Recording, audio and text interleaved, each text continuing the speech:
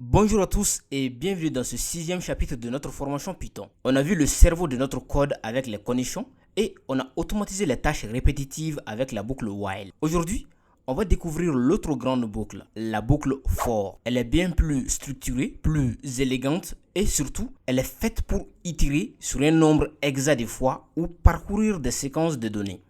En Python, la boucle for est partout. C'est l'outil parfait pour parcourir des nombres, des chaînes de caractères et des structures de données telles que les listes et les dictionnaires. On va voir comment elle fonctionne et on va l'appliquer à un projet fascinant en biologie, un simulateur de croissance bactérienne. C'est un vrai cas d'usage scientifique. Alors, ouvrez Visual Studio Code et commençons tout de suite.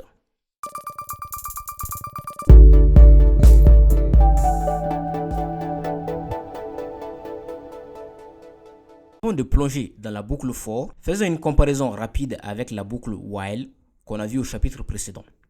Avec la boucle while, on boucle tant qu'une condition est vraie. On doit gérer l'incrémentation manuellement. Par exemple ici, partons avec l'exemple du chapitre précédent, compteur est égal à 1, voilà.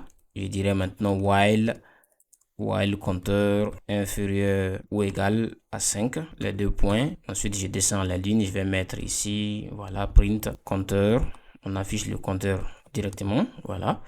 Maintenant, je vais dire compteur plus égal 1. On incrémente le compteur, voilà. Si on affiche ça, ça va nous donner de 1 jusqu'à 5.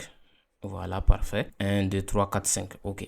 Maintenant, avec la boucle for, on spécifie exactement le nombre de fois ou la séquence à parcourir. C'est plus lisible et plus sûr. Par exemple, ici, je vais mettre un print pour différencier les deux. Je dirais ici avec la boucle for. Voilà. Ici, je copie ça en haut. Voilà, je dirais avec la boucle while. Voilà, pour différencier au cours de l'affichage. Maintenant, avec la boucle for, voilà, on va dire for cpt, voilà, pour dire compteur. Voilà, c'est pas explicite, mais partons avec un exemple très simple. For cpt in, voilà, range. Voilà, on utilise la fonction range. On va détailler ça juste après. 1, 6, voilà. Maintenant, on va tout simplement afficher le compteur. Très simple. Voilà. Maintenant, je vais agrandir ça pour que vous puissiez bien plus voir. Voilà, mieux voir plutôt. Voilà, on va exécuter le programme. Ça va nous donner exactement la même chose. 1, 2, 3, 4, 5. Voilà, avec la boucle while. Maintenant, 1, 2, 3, 4, 5 avec la boucle for. Voilà, parfait. Tout fonctionne. Voilà. Maintenant, la boucle for nous élimine le besoin de gérer un compteur et d'incrémenter. Python le fait pour nous. C'est plus pythonique, n'est-ce pas? Quand utiliser quoi? Voilà, c'est la question que vous devez vous poser maintenant. Utilisez la boucle while quand vous ne savez pas combien de fois boucler. Exemple, demandez jusqu'à ce que l'utilisateur réponde correctement. Voilà. Maintenant, utilisez la boucle for quand vous savez exactement le nombre de fois où la séquence doit être répétée. Voilà. Maintenant, par exemple, vous pouvez dire boucler 100 fois, parcourir des données. Par exemple, des données qui ont été définies, bien définies précédemment. D'accord? La boucle for est conçue pour l'itération. Elle dit, pour chaque valeur dans cette séquence, fais ceci. La syntaxe est simple. For suivi d'une variable temporaire, souvent i pour index, ou un nom plus significatif. Puis in et enfin la séquence à parcourir.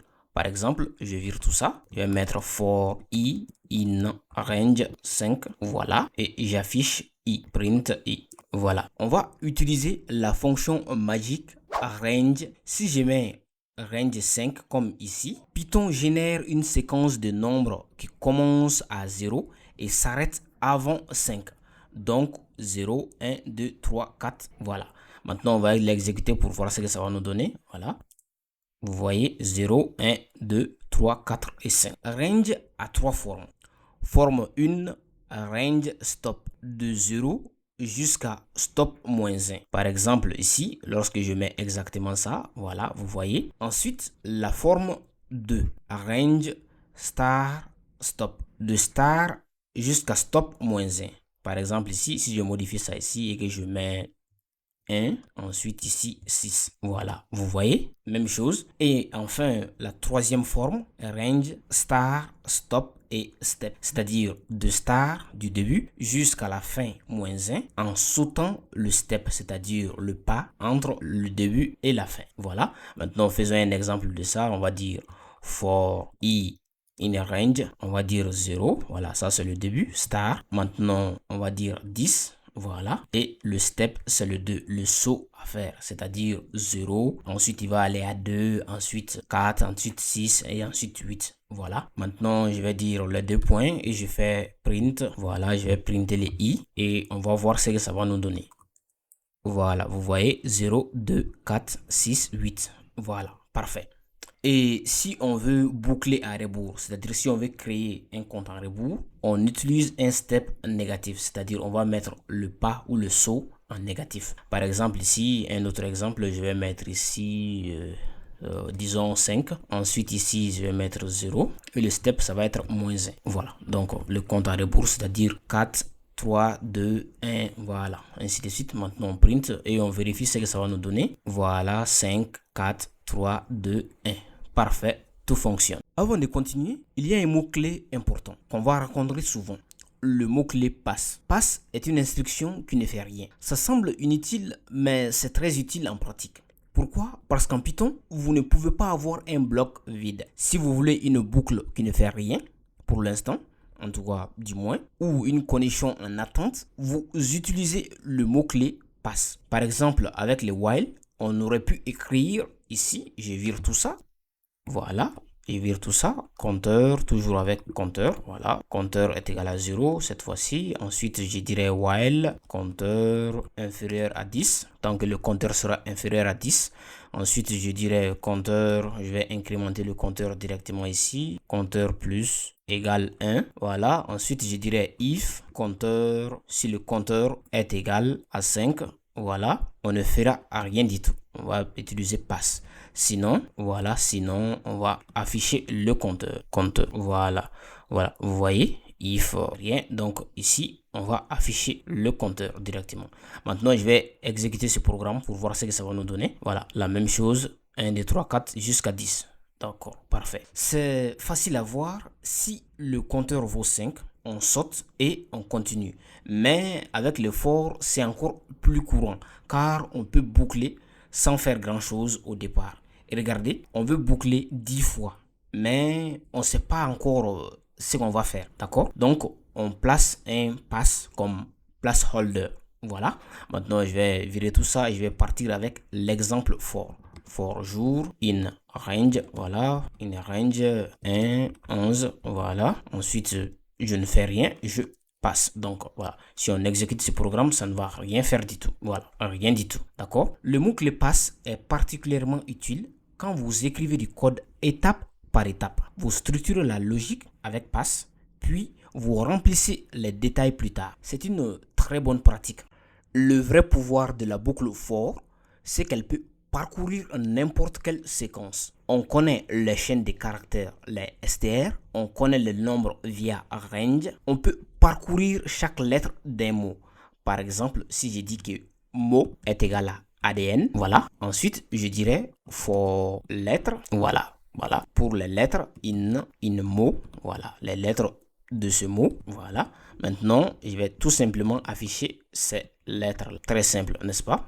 Maintenant, on va exécuter ce programme. Vous voyez ADN. Très bien. C'est hyper pratique pour faire des vérifications. Par exemple, vérifier si une séquence d'ADN contient uniquement les bases correctes.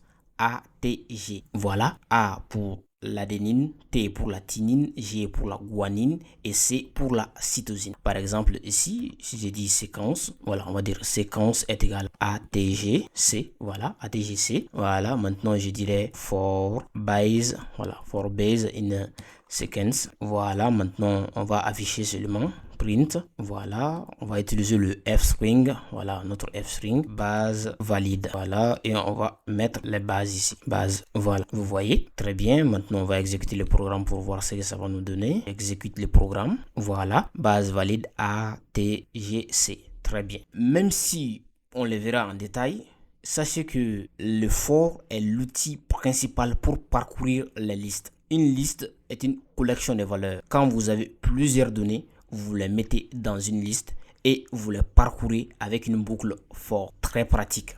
On peut mettre une boucle for à l'intérieur d'une autre boucle for. On appelle ça les boucles imbriquées. C'est parfait pour traiter des structures complexes comme des tableaux ou des coordonnées. Et regardez, on va simuler un petit quadrillage 3x3. La boucle externe représente les lignes, la boucle interne représente les colonnes. Par exemple, voilà, for ligne in range 3. Voilà, je dirais ensuite for colonne in range toujours 3, 3x3, quadrillage 3x3.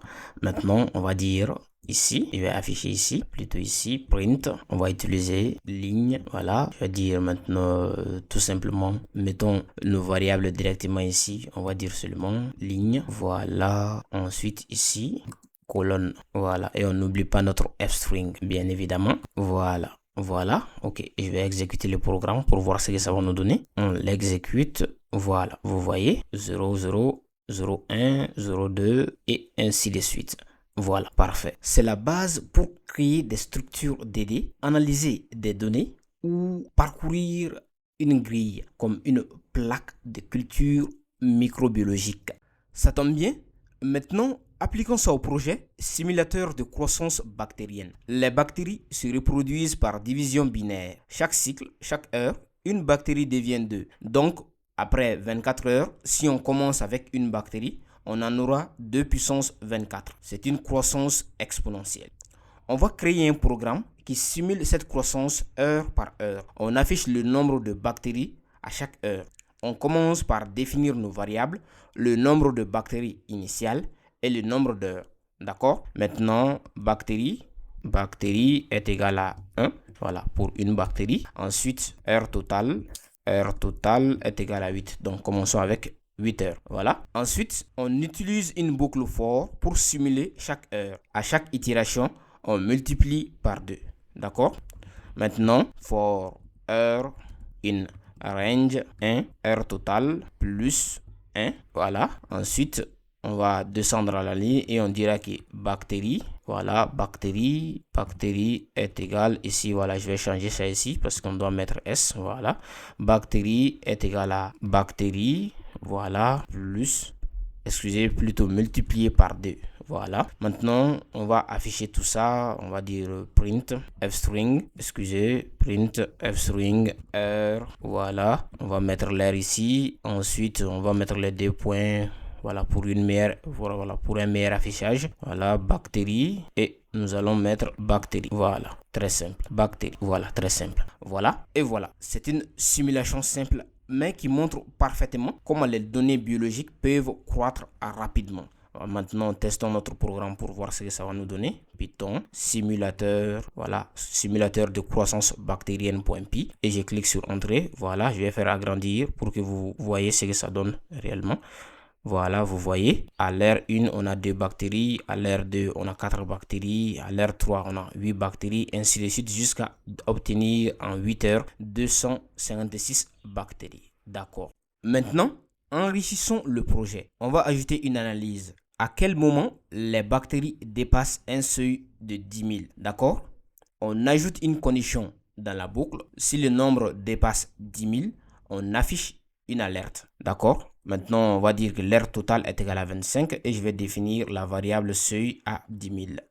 Voilà. Ensuite, on boucle et on teste. Voilà, ici, voilà, je vais mettre une condition juste ici, if bactérie, si le nombre de bactéries est supérieur à voilà, au seuil, on va juste afficher une alerte. Voilà, on dira alerte, voilà, alerte seuil atteint, voilà, à l'heure. Voilà, on va maintenant afficher l'heure, heure ici. On n'oublie pas les f-strings, voilà, à l'heure ici. Et on va utiliser break, voilà, pour arrêter l'itération immédiatement. Sinon, voilà, je vais mettre else ici.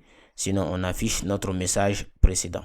Tout simplement. Voilà, vous voyez. Maintenant, on va réexécuter le programme pour voir ce que ça va nous donner. Voilà, vous voyez. Attendez, j'augmente ça. Voilà, vous voyez. Vous voyez bien, on itère jusqu'à arriver à l'heure, à la 13e heure. Ensuite, à la 14e heure seulement, on a atteint le seuil, donc on arrête immédiatement l'itération. Attendez, j'ai utilisé le mot-clé break qui signifie sortez immédiatement de la boucle. C'est pratique quand on veut arrêter avant la fin. On l'explorera plus en détail dans un petit bonus à venir. Et si on avait plusieurs cultures de bactéries différentes avec différentes populations initiales, on utiliserait les boucles imbriquées. Imaginons 3 cultures différentes. On va simuler la croissance pour chacune avec des boucles imbriquées. D'accord? On va dire population, voilà, population initiale est égale à 1, 5, 10, voilà, et ensuite on dira comme la dernière fois, R total est égal à 5. Voilà, cette notation, c'est-à-dire l'usage des crochets, est la syntaxe d'une liste en Python. Ne vous inquiétez pas, le concept de liste fera l'objet d'un chapitre dédié. D'accord? Ensuite, la boucle externe parcourt chaque culture. La boucle interne simule la croissance de cette culture heure par heure. D'accord? Maintenant, écrivons notre code. Voilà, l'imbrication d'une boucle. Voilà, on va dire for culture num. Voilà, pour le nombre de cultures. In a range 3 ici, d'accord. Ensuite, on dira que population est égale à population initiale, indice, culture num. Ne vous inquiétez pas, tout ça, on expliquera lorsqu'on abordera les listes. Voilà, maintenant, poursuivons. On va faire maintenant un simple affichage, print fstring, culture, 2 points, on va dire le nombre de culture num, plus 1. Voilà, car vous n'avez pas oublié qu'il y a range ici, ça ne prend pas en compte 3, donc on est obligé d'ajouter 1 à chaque itération. Maintenant, on va faire la seconde boucle. Voilà, for r in range 1, r total, voilà, r total plus 1, voilà, les 2 points. Et maintenant, on va dire que population est égal à population multiplié par 2, voilà, et on termine avec l'affichage final. Voilà, on va maintenant mettre ici l'heure en question, et ensuite on va mettre 2 points et utiliser la variable population. Parfait. Maintenant, exécutons le programme ici pour voir ce que ça va nous donner. Je vais taper Python boucle for, voilà, .py. J'exécute le programme. Voilà, je vais augmenter ça pour que vous puissiez mieux voir. Voilà, vous voyez ici on a culture 1, R1, 2, ainsi de suite. Ici à culture 2 on a R1. Ici on va descendre ici culture 3 et on a ainsi de suite jusqu'à atteindre la 5e heure. Parfait, tout fonctionne. Voilà, avec les boucles imbriquées, on analyse plusieurs données biologiques en parallèle. C'est extrêmement puissant. Avant de conclure, clarifions 3 concepts importants. Pass, break et continue. Le mot-clé pass ne fait rien, juste un placeholder. On continue à la prochaine itération normalement. Par exemple, for i in a range 5. Maintenant, disons if i est égal à 2. Voilà, on dira pass. Et sinon, on affiche i. Voilà, très simple. Maintenant, Python, boucle for.py. Voilà, 0, 1, 3, 4. D'accord. Maintenant, le mot-clé break arrête la boucle immédiatement. On sort complètement de la boucle. Par exemple, ici, toujours ici, on va mettre ici break. Voilà, vous voyez, je vois ça. Et ici, je vais mettre print tout simplement de i. D'accord. Je réexécute le programme. Vous voyez 0, 1 et on sort immédiatement de la boucle. Et enfin, le mot-clé continue saute cette itération et passe à la suivante. D'accord? Ici, on va mettre ici continue, tout simplement. Voilà. Et vous allez voir, on va réexécuter le programme.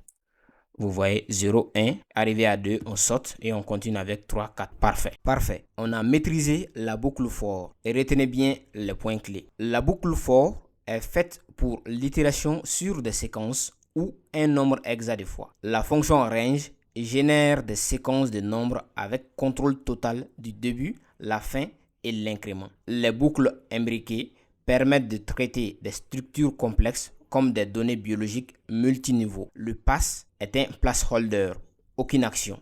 Le break arrête la boucle, utilisez-les stratégiquement. Et enfin, la boucle for est plus sûre et plus lisible que la boucle while quand vous savez exactement le nombre de fois à boucler.